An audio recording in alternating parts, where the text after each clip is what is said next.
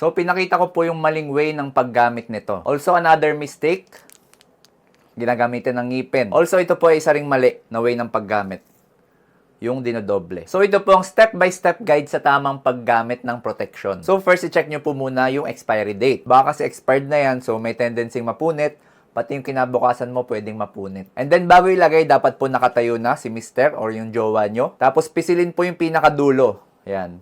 May dulo po yan dito. Pisilin nyo pong ganun para walang may iwan na hangin. Kasi pag may hangin pong naiwan sa loob, pwede pong mag-cause ng pagkasira yun. And then, ipi-place nyo po sa ulo. Tapos, kung napapansin nyo po, yung rolyo niya, dapat nasa labas. Para i-slide nyo lang pong pa ganun.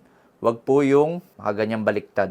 Yung rolyo nasa loob. Kasi hindi nyo po yan may slide pababa. And then, after nyo po maglabing-labing bago hatakin palabas, dapat po nakasuot pa rin siya. So, make sure po na nakahawak kayo dito, tapos hatakin nyo po dahan-dahan palabas. Very effective po ang paggamit nito para makaiwas tayo sa mga sexually transmitted infections, tsaka yung mga hindi inaasahang pagbubuntis. Again, i-check muna kung expired, wag dodoblehin, wag gagamitan ng bibig or gunting, and of course, kung tapos na, tapon na. Hindi po yan underwear na pwedeng side A o side B. Maging responsable po tayong lahat para maiwasan ang pagkalat ng sakit.